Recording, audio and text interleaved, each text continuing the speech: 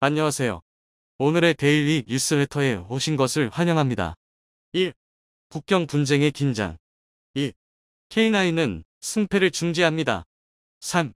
중국은 한국의 힘 앞에 떨고 있다. 한번 진실을 알아봅시다. 대한민국과 중국의 정면 대결이 눈앞으로 다가왔습니다. 그나마 다행인 건 이번 전투의 선봉이 대한민국은 아니라는 건데요. 바로 인도와 중국의 국경 분쟁입니다. 최근 인도는 중국과의 국경 분쟁이 격화되자 포병 전력을 전진 배치하기 시작했는데요. 그런데 이 포병 전력의 주력이 K9 자주포의 인도 버전인 바지라입니다. 인도군 입장에서는 자신들이 보유한 최강의 자주포로 중국을 겨냥한 셈인데요. 실제로 바지라 전진 배치를 포착한 중국은 주력 자주포인 PCL 181로 맞불 작전을 펼쳤습니다. 이로써 얼떨결에 대한민국과 중국의 자주포 대장전이 성사되었는데요. 그래서 준비했습니다. 오늘은 인도와 중국이 전쟁을 치를 수밖에 없는 이유와 K9 vs PCL 181의 승패를 가늠해 보겠습니다. 현대 강군에 있어 자주국방은 필요 불가결한 요소입니다. 이는 군사적인 관점에는 물론이고 사회경제적인 측면에서도 일맥상통인데요. 방위산업은 무기체계 개발 과정에 획득할 수 있는 여러 최첨단 기술과 막대한 생산 인프라를 통해 상당한 경제적 효과를 불러옵니다. 이는 세계 7위의 거대한 명토와 함께 13억 명에 달하는 어마어마한 인구를 보유한 인도 또한 마찬가지입니다. 일례로 2014년에 출범한 현 인도 총리 나렌드라 모디 정부는 메이크 인 인디아 정책을 펼치며 모든 인도 무기체계 부품의 60% 미상을 자국산 기술로 생산하겠다고 단언했는데요. 이뿐만 아니라 무기체계 수입에 드는 예산의 일부를 자국 제조업에 재투자할 만큼 국산 무기 개발에 대한 굉장히 강력한 정책을 펼쳤습니다.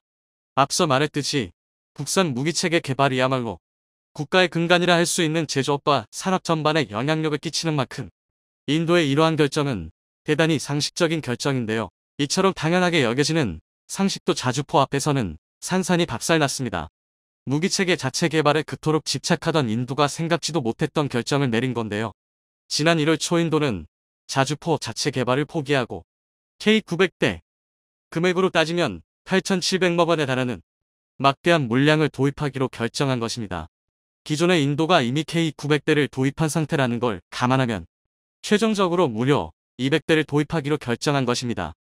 이 정도면 앞으로 인도 정부가 아무리 많은 투자를 하더라도 자국의 자주포 시장이 박살 날 수도 있는 과감한 결정인데요. 사실 여기에는 피치 못할 이유가 있습니다. 그렇습니다. 바로 중국 때문입니다. 실제로 인도는 K9중 보유군을 라답 지역에 배치했는데요. 이곳은 2020년 인도, 중국 국경 분쟁이 발생한 지역으로 두 나라의 군사적 긴장감이 가장 높은 지역입니다. 인도는 중국과 국경을 맞대고 있는 다른 나라들과 마찬가지로 무려 60년이 넘는 오랜 기간 중국과의 국경 분쟁으로 몸살을 앓고 있습니다. 더군다나 인도와 중국의 국경 분쟁은 매년 심각한 수준으로 격화되고 있는데요. 바로 얼마 전인 2022년 12월에는 300-400명에 달하는 중국 인민해방군 소속 군인들이 실제 통제선인 렉을 침범해 인도군과 물리적 충돌을 일으켰습니다. 여기서 끝이 아닙니다. 앞서 말씀드린 2020년 6월 분쟁에서는 히말라야 국경지대인 가란 계곡에서 무려 600여 명에 달하는 양측 군대가 냉병기를 들고 충돌하는 초유의 사태가 벌어졌는데요. 이로 인해 인도 측에서만 전사자 20명이 발생했고 중국에서는 20-30명이 넘는 병력이 전사했습니다. 그나마 두 국가에서 화기 사용을 제한했기 때문에 이 정도 손실로 끝난 건데요. 당시 사태에 대해 인도와 중국은 상대방이 먼저 국경선을 넘고 도발을 감행했다고 발표했습니다. 그러나 영국 BBC가 공개한 중국군이 사용한 쇠몽둥이 사진을 보면 총만 쏘지 않았을 뿐 이미 중국은 사전에 작정하고 준비했다는 것을 알 수 있습니다. 이쯤이면 21세기에 이루어지는 거의 모든 국가적 분쟁의 원인은 중국이나 다름없다고 할 수 있는데요. 이처럼 인도와 중국이 오랜 시간 국경 분쟁에 휘말린 이유는 서로의 상반된 주장으로 인해 국경이 명확히 정해지지 않았기 때문입니다. 이는 공식 국경이 아닌 임시로 정해진 실질 통제선, 렉이 존재하는 이유이기도 한데요.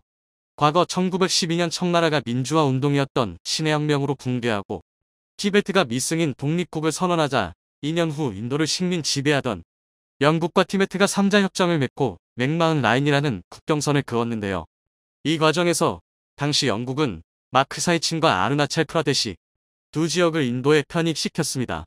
하지만 중국은 티베트의 독립을 인정하지 않았고 맥마흔 라인과 함께 이 두 지역을 중국의 명토라고 주장하고 있습니다.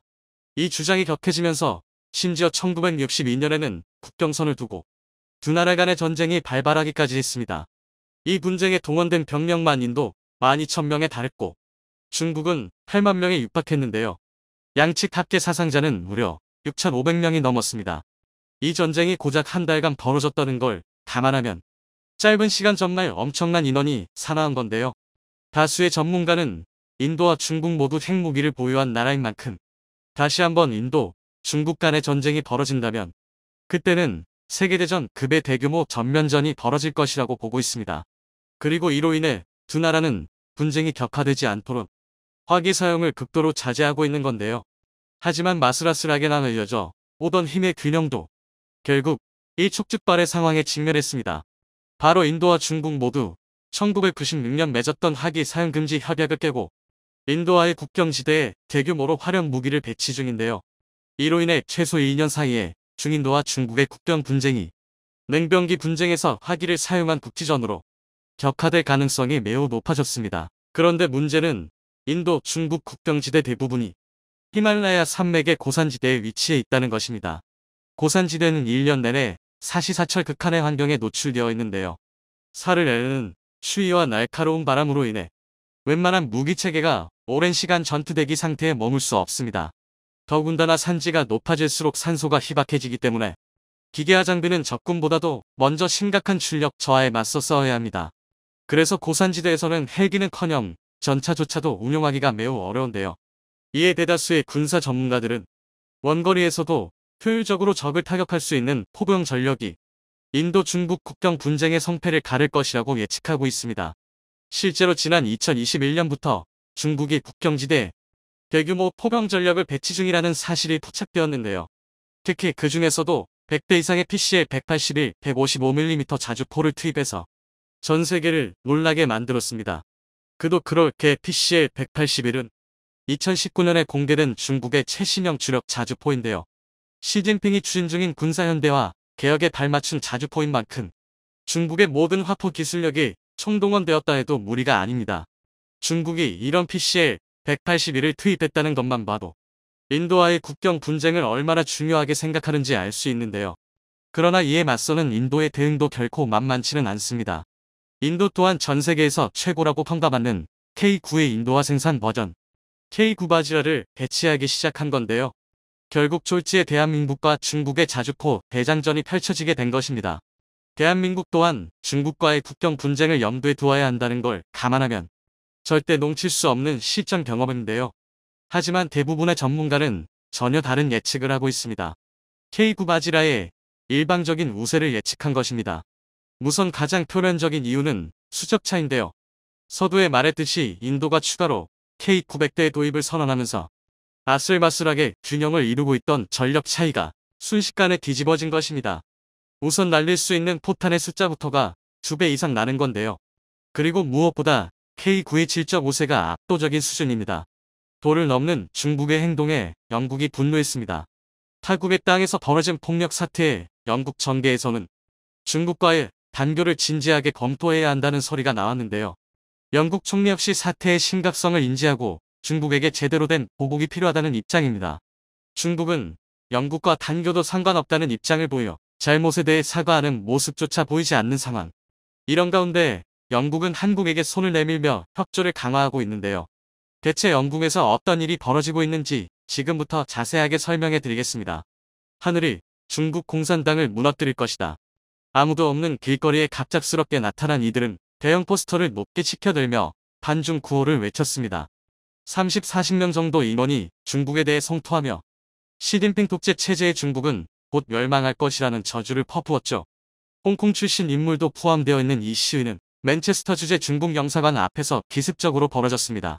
영국에서 벌어진 시위는 그러나 뜻밖의 사태로 흘러갑니다. 중국 영사관에서 인원 여럿이 우르르 나오더니 이들 시위대를 향해 물리적인 공격을 하기 시작한 것이죠. 일부는 시위대 한 명을 영사관으로 끌고 들어가 폭행하는 짓을 저지른 것입니다. 영국 땅에서 영국 경찰이 지키고 있는 가운데 중국인들은 대낮에 버젓이 폭행을 한 것이죠. 갑작스러운 사태에 영국 경찰이 중국 영사관에 진입, 폭행당하던 이를 끌고 나오며 영사관 직원과 충돌을 빚었습니다. 중국 영사관에서 중국 본토인들이 나와 폭행까지 할 것이라고 현장에 있던 그 누구도 예측하지 못했습니다. 영국은 중국의 황당한 행동에 분노했는데요. 영국이 지배하고 있는 땅에 중국인들이 함부로 무력을 행사한 것은 주권을 무시한 행위라 볼 수 있기에 외교전으로 번질 가능성이 높았습니다. 그리고 실제로 영국은 중국의 행동을 참지 않았습니다. 영국 의회 외교의회 의장인 보수당 의원 엘리샤 컨스는 중국 대사에게 항의는 물론이고 폭행에 가담한 관계자를 전부 영국에서 추방해야 한다고 주장했습니다. 영국은 즉각 중국 외교관을 초치했습니다. 영국 외무부 제시 노먼 부장관은 언론 인터뷰에서 런던 주재 중국 대사관의 대사 대리에게 사건의 심각성에 대해 깊은 우려를 전달, 행동 설명을 요구했다고 밝혔죠. 그러나 돌아온 대답은 뻔뻔한 대답이었습니다. 시진핑 주석에 대해 함부로 협한 말을 담은 것은 비난받아 마땅한 일이며 처벌을 당해도 싸다는 입장이었습니다. 중국 대사관은 이 일에 대해 정당방위라는 입장이었죠. 심지어 왕원빈 중국 외교부 대변인은 이번 사태에 대해 소란을 떠는 사람들이 불법으로 중국 영사관에 들어와 안전을 위태롭게 했다고 평가하며 사실관계를 왜곡했죠. 어떤 외교기구도 관사의 안녕을 위해 필요한 조치를 할 수 있다고 말하며 폭력을 행사한 자국 외교관의 행동을 감쌌습니다. 중국 정부 입장에서는 말이 통하지 않는 상대에게 경고 메시지를 보내는 것이나 다름없는 상황. 그러지 않아도 협박한 사이를 유지하고 있는 영국과 중국인데 이번 사태를 계기로 양국 간 입장에 대한 큰 변화가 일어날 전망입니다. 2019년 신장 위구르 자치구에서 벌어진 위구르인들에 대한 인권 탄압 문제가 벌어지면서 양국 사이에는 큰 갈등의 골이 생겨났었죠. 홍콩 문제까지 결부되면서 영국은 중국을 곱게 볼 수 없었습니다.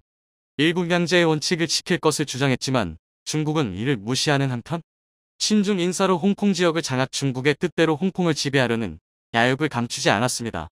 당연히 영국 입장에서는 중국의 아나무인 태도에 불쾌감을 감추지 못했습니다.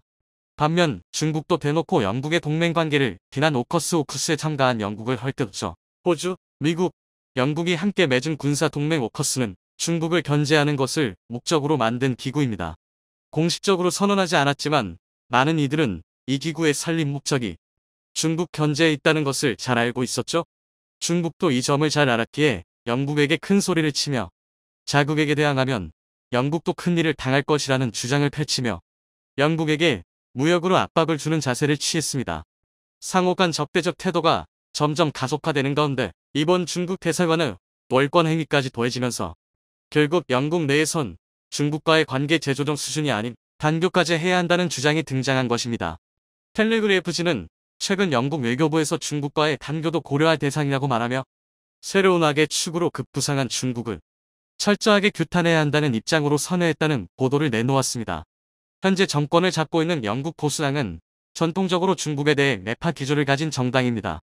현재 자리에서 물러났지만 리즈 트러스 영국 전 총리는 중국 비난으로 대표적인 매파 정치인이었죠. 그런 그녀는 물러나기 직전까지도 중국을 세계적 경쟁국에서 위협으로 바꾸는 것을 고민했습니다.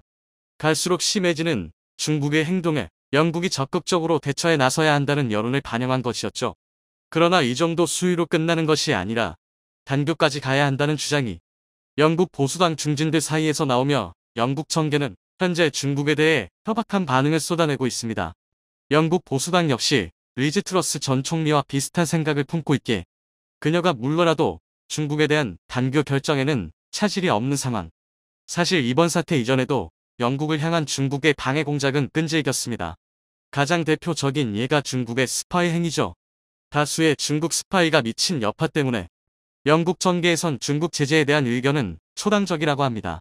실제로 재작년 영국에선 보수당 의원을 대상으로 중국 스파이 요원이 침투, 고급 정보를 훔쳐가는 일이 지속적으로 발생했다는 보고가 이어졌죠.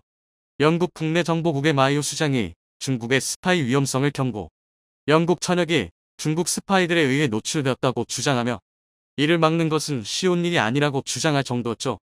공개석상에서 스파이 행위를 조심하라고 경고를 남길 정도면 물밑에서 벌어지는 중국의 스파이 행위 수준이 얼마나 심각한지 알 수 있는데요. 작년에는 언론인으로 위장한 중국 국가안전부의 메세스 요원이 영국으로 위장 취업을 한 후 정보를 빼내려고 한 정황이 포착. MIO 요원이 이들의 정체를 파악하고 전부 추방한 일도 있었죠. 중국 공자 학원의 스파이 행위도 도를 넘었다는 주장이 있습니다. 영국 런던에 위치한 헨리 잭슨 소사이어티는 공자 학원만큼 영국 사회에 깊숙이 녹아있는 조직은 없다고 경고하며 공산당의 영향에서 영국이 벗어나야 한다고 주장했습니다. 원래 공자 학원은 중국 정부가 출자해 세계 160여 개 국가와 지역에 총 500여 곳에서 활발히 활동하는 중국어 교육기관입니다. 그러나 중국은 교육기관인 공자 학원을 스파이 양성소 혹은 스파이 침투 기관으로 바꾸고 이를 몰래 후원해왔습니다. 주요 정치인의 비밀 정보를 캐내는 것은 물론이고 영국 중국 간 과학기술 연구 협력의 중개 기업 컨설팅 서비스 생각지도 않은 영역에서 공자 학원의 영향이 깊숙하게 미치고 있다고 말하며 이를 철저하게 뿌리 뽑아야 한다는 주장을 펼쳤죠. 영국은 문제의 심각성을 파악, 중국의 영향력을 완전히 뿌리 뽑기 위해 단체를 완전히 폐쇄하거나 없애는 방식을 사용, 규칙을 위반하는 행위를 애초부터 근절하겠다는 접근으로 중국을 향해 압박을 가하고 있습니다. 정치 분야만이 아니라 경제 분야에서도 이러한 움직임은 이어지고 있는데요. 최근 영국 기업들은 중국 투자를 취소하는 모습을 보였죠. 토니 댄커 영국 산업연맹 CBI는 파이낸셜 타임스 인터뷰를 통해 모든 영국 회사들이 공급망을 제고하고 있다고 밝혔습니다. 중국과 디커플링을 영국이 추진하고 있는 것이며 중국 시장을 최대 기회라고 생각한 영국 기업들 사이에서 변화하는 중국 시장을 보면서 투자한 물자를 회수하거나 현지 인력 해고 및 공장 정리를 결정하는 움직임을 보인 것이죠. 정부 차원에서도 중국의 침투를 막으려는 움직임을 보였습니다. 가장 대표적인 예시가 영국 웨일스에 있는 반도체 칩 제조 공장인 뉴포트 웨이퍼펜 메일 불허 결정인데요. 중국 자본이 지배하고 있는 넥스페리아 회사에 대해 영국 정부는 매일 불허 결정을 내리며 자국 산업 보호라는 명분을 내세웠습니다. 전략 물자로 간주되는 반도체 산업 기술이 해외로 유출될 위협이 있다고 말하며 중국의 간섭을 원천 차단한 것이죠. 반면 중국과 헤어질 결심을 굳힌 영국은 한국과의 협력에 큰 의지를 드러내며 손을 내미는 모습이었는데요. 지난 6월에 이뤄진 양자 프레임워크 합의는 의미 있는 합의였습니다. 현재는 물러난 보리스 존슨 전 영국 총리와 윤석열 대통령이 양국 관계 발전을 위해 체결한 협정으로 무역과 국방, 안보 등 중요 분야 27개 항목에 대해 양국이 협력을 아끼지 않을 것을 합의한 내용인데요. 영국은 녹색 경제 분야 무역 및 투자 확대를 위해 전담 특사를 임명, 한국으로 특사를 파견했습니다. 영국이 특사를 임명해 사업 협조를 구한 것은 최초라 할 수 있는데요. 수소 분야에서 탁월한 기술을 보유하고 있는 한국을 따라잡고 향후 수소 기술에 있어 한국 기술을 이식하고자 하는 영국의 친환경 사업 의지를 잘 알 수 있는 일이었습니다. 이외에도 군사적으로도 한국 잠수함과 전투기 구입에도 영국은 협조하는 모습을 보이며 공조체제를 굳히고 있습니다. 한국 역시 영국의 손을 잡으며 수출에 있어서도 적극 검토하는 상황. 그 어느 때보다도 가까워진 한국-영국 사이가 단단하게 굳길 바라며 중국과의 손절에 속도를 내고 있는 영국을 응원하여 러시아가 우크라이나에 항복했습니다. 곡물 협약에서 탈퇴하겠다는 기존 방침을 바꿔 다시 협력으로 노선을 변경한 건데요. 이게 무슨 이야기냐면 러시아는 지난 10월 29일 흑해에서 자유로운 곡물 운반을 보장하는 흑해 곡물 이니셔티브에서 탈퇴했습니다. 현재 유일하게 장상 운명되는 우크라이나의 오데사 무역항을 오고 가는 곡물 운반선을 격침시켜야 한다는 러시아 내의 주장이 강해지자 러시아 정부가 협약 탈퇴를 선언하고 해상 봉쇄를 시도한 겁니다. 하지만 터키의 적극적인 움직임과 국제사회의 눈총 때문에 다시 우크라이나의 곡물 수출을 보장하고 있는데요. 그러나 전문가들은 러시아가 언제든 해상 봉쇄를 할 수 있다고 말합니다. 흑해 함대가 기함을 잃고 전력이 크게 약화됐지만 기뢰 몇 발이면 바다를 막는 건 일도 아니라는 것입니다. 기뢰는 지상의 지뢰처럼 바다 위에 설치하는 폭탄인데요. 탐지와 제거가 까다로워 상선은 물론 군함 역시 당할 수 있는 데다 순양함급 군함도 일격에 격침시킬 수 있을 정도로 위력적이라 당하는 입장에서는 굉장히 끔찍한 물건입니다. 이 때문에 세계 최강의 항보전단을 가진 미국조차 기뢰가 깔린 바다에는 군함을 함부로 투입하지 않습니다. 그런데 새로운 개념의 스마트 지뢰가 개발되고 있음에도 기뢰는 그다지 발전하지 않았습니다. 왜냐하면 기뢰는 우수한 봉쇄 무기이지만 살포 수단과 설치 방법이 매우 제한적이기 때문입니다. 그래서 현대 해군에서 기뢰는 반드시 보유해야 할 필수 무기이지만 동시에 방어용으로 밖에 쓸 수 없는 반쪽짜리 무기였습니다. 하지만 이것도 옛말이 될 것 같습니다. 최근 한국의 연구진이 기상천외한 신무기를 개발했기 때문인데요. 그 무기는 바로 하늘을 날아 적에게 떨어지는 활공기뢰입니다. 활공기뢰는 최대 사거리가 100km에 달하는 국산 항공유도 폭탄 KGGB에 기뢰의 장점을 합쳐 개발한 신개념 무기인데요. 기뢰의 여러 단점을 완벽히 개선한 덕에 신개념 기뢰를 이용하는 기존에는 상상하지 못했던 새로운 개념의 해상 공격이 가능해졌습니다. 그러나 이렇게 말씀드린 듯 폭약을 가득 채운 쇳덩어리를 바다에 띄운다고 대단해봐야 얼마나 대단하겠냐고 생각하실 것 같은데요. 그래서 준비했습니다. 오늘은 한국이 개발한 신개념 무기 활공 기뢰에 대해 알려드리겠습니다. 기뢰는 기계수레를 줄여 부르는 말입니다. 기계수레는 간단히 말해 기계식 장치를 이용해 수상에서 촉발하는 폭탄이라는 뜻입니다. 기본적인 공격 방식은 해상을 오고 가는 적 선박을 격침하는 겁니다. 구체적으로는 폭발 방식에 따라 접촉기뢰, 감기뢰, 조종기뢰가 있습니다. 첫째, 접촉기뢰는 선박과 충돌했을 때 외부에 있는 접촉핀이 부러지면서 유폭되는 비교적 간단한 형태의 기뢰입니다. 방식이 간단한 만큼 저렴해서 세계대전에서 적극적으로 쓰였습니다. 둘째, 감응기뢰는 자기장, 소리, 수압 등에 감응해서 유촉하는 기뢰입니다. 금속 재질인 군함이 접근하여 자기장이 바뀌는 것이나 선박 엔진의 소음, 군함이 지나가며 수면을 밀어낼 때 발생하는 수압 등에 반응해 폭발하는 건데요. 최근 개발된 기뢰는 거의 대부분 이 방식으로 제작됩니다. 셋째, 조종 기뢰는 말 그대로 사람이 직접 조종하는 기뢰입니다. 사실상 설치형 어뢰라고 볼 수 있는데요. 가격이 비싸고 사용이 까다로워 잘 쓰지 않지만 경우에 따라 대박을 낼 수 있는 기뢰입니다. 또 여기에 더해 설치 방식으로도 나눌 수도 있는데요. 첫째, 계류 기뢰는 추가 달려 있어 특정 지점에 고정된 상태의 접촉 기뢰나 감응 기뢰로 적함을 공격합니다. 둘째, 부유 기뢰는 바다에 무차별적으로 뿌려 적 해역에서 그 어떤 선박도 움직일 수 없게 만듭니다. 그리고 마지막으로 심저 기뢰는 추를 이용하는 방식은 계류 기뢰와 똑같지만 수상의 계류에 있는 게 아니라 수중에 고정되어 있다가 어뢰나 부유식 기뢰를 이용해 적함은 물론 잠수함까지 잡을 수 있는데요. 그래서 요즘에는 심저 기뢰와 감응 기뢰를 혼합한 형태의 기뢰가 가장 많습니다. 그런데 이 모든 기뢰는 주로 방어용으로만 쓰는데요. 우리 해역으로 적의 함대와 잠수함이 침투할 때 사용할 가능성이 높은 예상 침투로의 기뢰를 설치해 적에게 기습 공격을 가하는 겁니다. 게다가 이런 기뢰는 기뢰가 사용하는 감응 장치를 속여 자폭하도록 유도하는 소해구를 이용해서만 제거할 수 있습니다. 그래서 제대로 된 해구는 반드시 적의 진격을 저지할 기뢰 부설함과 적의 기뢰를 제거할 소해함을 보유하고 있습니다. 대한민국 역시 원산함, 남포함 같은 기뢰 부설함과 강경급, 양양급 같은 소해함 전력을 적극적으로 활용하고 있는데요. 그런데 이렇게 완벽한 것 같은 현대 기뢰에는 치명적인 약점이 있습니다. 바로 공격에 쓰기 어렵다는 것입니다. 과거 2차 세계대전에서 기뢰는 매우 유용한 공격 무기였습니다. 항공기나 잠수함을 통해 적의 연안에 무차별적으로 부유 기뢰를 살포해 적의 해상 운송을 차단하고 적 해군의 기동을 제한할 수 있었기 때문인데요. 하지만 요즘은 그럴 수가 없습니다. 바로 미사일이 등장했기 때문입니다. 미사일은 보병이 휴대하는 단거리 미사일조차 50km는 우습게 날아가는 장사정 무기입니다.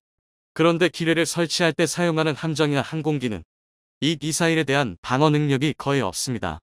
예컨대 대부분의 기뢰는 해상 초계기나 수송기 같은 저속 고정익기를 이용해 기뢰를 살포하거나 기뢰 부설함을 이용해 특정 구역에 기뢰를 설치하는 방식으로 운용됩니다. 그러나 초계기나 수송기는 아무리 우수한 신형기라 할지라도 최대 시속이 900km에 불과한 반면 마하이 5 사이의 초음속을 우습게 넘나드는 미사일은 절대 피할 수 없습니다. 그리고 최대 시속이 40km 안팎에 불과한 기뢰 부설함은 당연히 미사일에 손쉽게 처리될 게 뻔합니다. 따라서 현대 해군이 운용하는 대부분의 기뢰 전력은 적의 미사일 전력을 완전히 격파한 뒤 접근하는 게 아니라면 기뢰를 설치할 수 없습니다.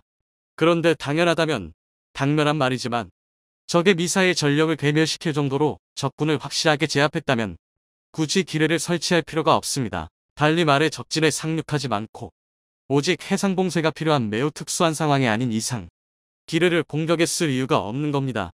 물론 아예 방법이 없는 건 아닙니다.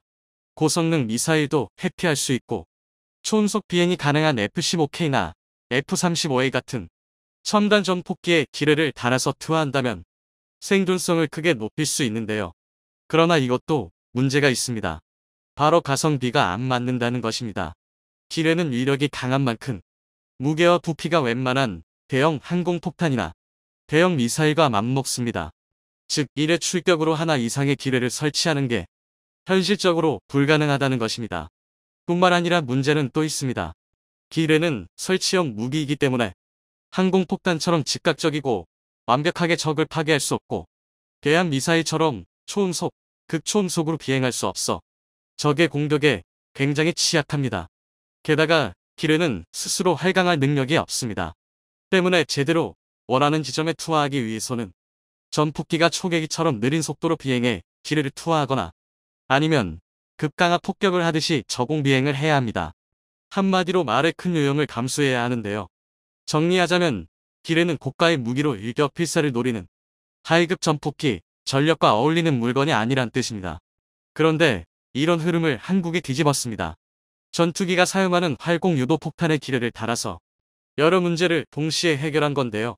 사실 이 아이디어 자체가 특별한 건 아닙니다. 합동 직격탄 잼입니다. 잼은 GPS 유도 키트를 유도 기능이 없는 멍텅구리 폭탄인 MK82, 84 시리즈에 부착해 미사일처럼 사용할 수 있게 하는 활공 키트입니다. GPS를 사용한 덕에 기존 폭탄에 비해 정확도가 크게 높아졌는데요. 그래서 이 잼이 등장한 이후부터 미 공군의 정밀 타격 능력이 크게 향상됐습니다. 하지만 미군은 잼의 성능에 만족하지 않았습니다. 페이브웨이처럼 레이저 유도 기능을 넣거나 활공용 날개나 엔진을 부착해 사거리를 늘리는 여러가지 개량을 통해 성능 향상을 추구했는데요. 심지어 그 여러 개량만 중 활공 어뢰까지 있습니다. 그리고 바로 이 활공 머리를 본 한국이 활공 기뢰 제작에 착수했습니다.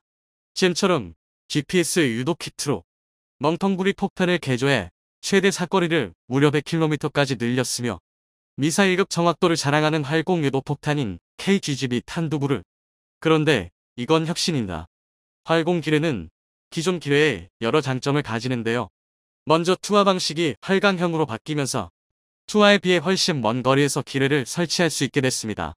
만약 KGB의 최대 사거리인 100km를 전부 활용할 수 있다면 앞에서 언급한 대공 미사일의 위협으로부터 벗어날 수 있는 겁니다.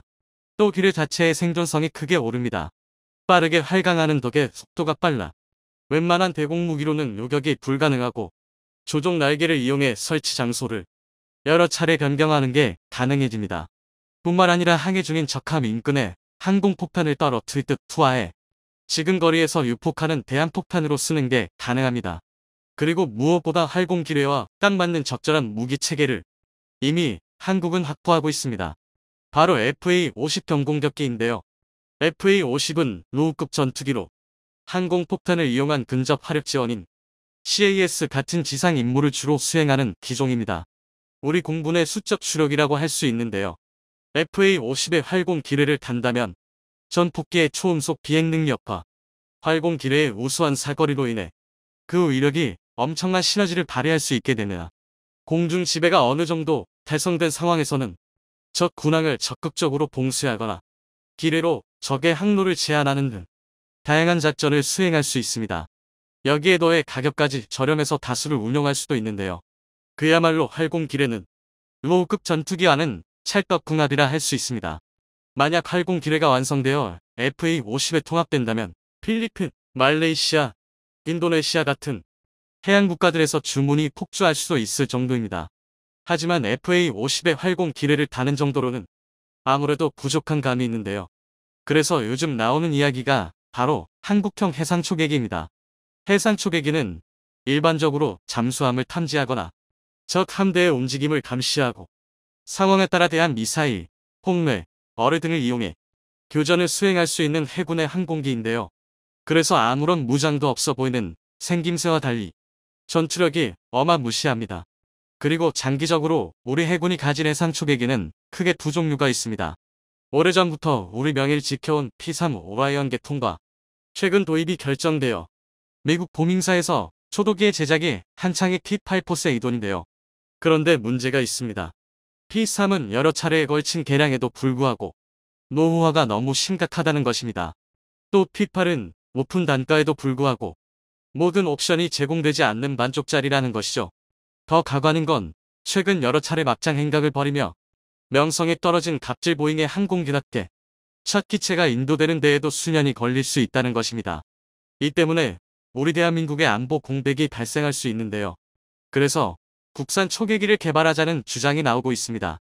지난 9월 DX 코리아에서 국민들에게 구체적인 형상이 공개된 수송기를 기반으로 초계기를 만들자는 겁니다.